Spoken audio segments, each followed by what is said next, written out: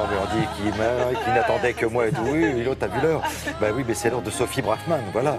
Vous avez remarqué, l'été s'achève, on va y aller doucement. Hein. On s'approche de l'automne. Alors, est-ce que ça veut dire que quand on parle de vêtements, il faut recycler déjà?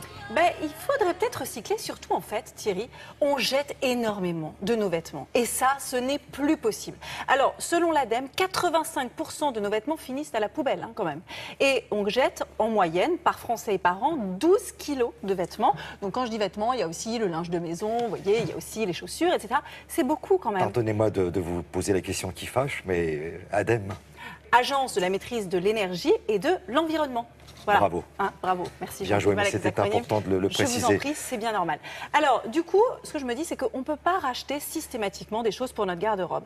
Il y a des choses qu'on va porter l'été et qui vont s'avérer très jolies pour l'hiver. Je pense notamment aux pantalons blancs, la robe à pois qu'on a beaucoup vu cet été, la petite tunique lamée. Bref, tout ça sont des vêtements qu'on va pouvoir twister, assortir. On va pouvoir porter de jolis accessoires, des pulls, des trenchs, enfin bref, toutes sortes de choses qu'on aura en hiver et qui vont nous éviter de racheter toute une garde-robe pour madame. Regardez. Recycler sa garde-robe d'été en septembre s'avère nécessaire, surtout quand on a quelques looks iconiques. Ou tout simplement parce que certaines pièces d'été sont toujours très tendance une fois l'automne arrivé. Printemps-été 2015, du blanc évidemment, des pois pourquoi pas, du style et des clous, l'esprit hippie chic et le rési version néoprène. Émilie, blogueuse mode et défricheuse de tendance du bureau Lizzy Studia, nous explique l'intérêt de garder nos pièces estivales à la rentrée. On peut bien sûr reporter les tenues d'été en hiver, ça coûte moins cher et ça nous permet surtout de pouvoir twister notre garde-robe toute l'année. Il y a des pièces plus faciles à switcher du coup en hiver par rapport à sa garde-robe d'été. Donc les grosses pièces, ça va être des robes, ça va être des jeans. Donc on peut s'amuser à les twister plus facilement l'hiver en mettant par exemple des grosses laines, des petites vestes par-dessus, voilà. Voilà, on commence avec notre basique numéro 1, le pantalon blanc, évidemment. Du blanc forme flair légèrement évasé, la mode de cette saison, avec un haut corail pour l'été See You Soon qui donne bonne mine.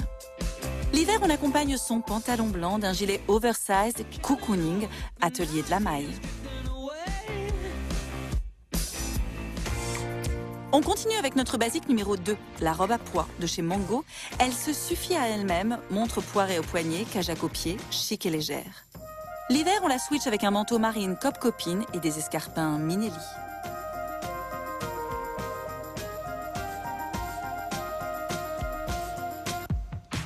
Troisième basique, la tunique cloutée, avec des nu-pieds dorés Carmen Stephens pour un total look or. Une fois la rentrée, on superpose un indémodable trench Mango accompagné d'une paire de baskets blanches chez Carole pour dédramatiser.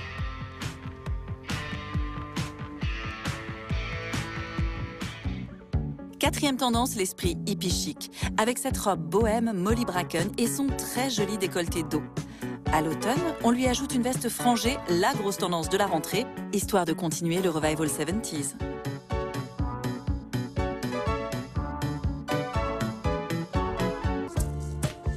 Enfin, cinquième basique, la jupe néoprène taille midi chez Tati à tout petit prix.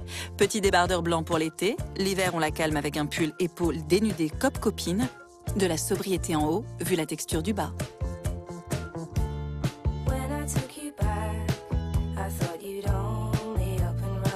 Alors, allons-nous continuer à porter nos jupes, nos jeans d'été et nos petites robes, une fois les premières feuilles tombées? On usait, on abusait, je pense que la mode c'est fait pour ça. Donc, twistons nos basiques pour une jolie tenue, des prix menus. Finalement, la mode, c'est un éternel recommencement. C'est pas mal. Bon, je me permets d'intervenir de temps en temps. Je dis, mais en hiver, il fait un petit peu frisquet. Tu mets des collants. Pas du tout. On met une paire de collants noirs et ce n'est pas Chantal Thomas qui nous dirait le contraire. C'est très chic, c'est joli. Et puis comme ça nous permet de garder. J'ai vu que vous appréciez beaucoup la petite jupe néoprène. Oui. À tout petit prix, la jupe néoprène aussi. 15 €. Vous voyez, enfin c'est vraiment. Donc on a des basiques comme ça qu'on peut. Et les vestes à franges. Alors la veste à franges qu'on va voir cet automne-hiver sous toutes ses formes, toutes ses franges, toutes ses couleurs. Donc si vous avez eu la bonne idée cet été d'acheter un petit blouson frangé, surtout gardez-le car il va revenir à la mode. Alors on retente l'ADEME? On retente l'ADEME, donc l'agence de maîtrise, l'agence de l'environnement et Césure, et de maîtrise de l'énergie. Merci, voilà. Thierry, il sait que j'ai un peu de mal avec les acronymes. Donc pour faire plaisir à l'ADEME justement et pour ne pas jeter toutes nos affaires, ce qu'on peut faire aussi, c'est qu'on garde ces basiques et on les twist avec de jolis accessoires ou des bijoux. Alors je pense notamment aux colliers oversize, on en a toutes dans notre garde-robe. Ça habille tout de suite une tenue, ça la rend chic, élégante et on peut ainsi porter la même chose et voyez, décaler un peu à chaque fois la tenue. Ou alors, petite astuce, si on a un joli bijou, une montre par exemple, comme celle-ci, une montre Poiret, où on peut avoir différentes formes de bracelets assortis à chaque fois à sa tenue. Donc aujourd'hui, j'ai préconisé le rouge pour aller avec mon vernis rouge, mais demain, qui me dit que je ne mettrai pas du bleu, du rose ou du vert au choix. Alors, il y a des collaborations qui sont faites avec d'autres grandes maisons de couture pour ça, et du coup, ça habille, ça change une tenue, et les gens ne voient pas que vous portez la même chose. Mystère. Astuce. Merci beaucoup, Sophie Braffman.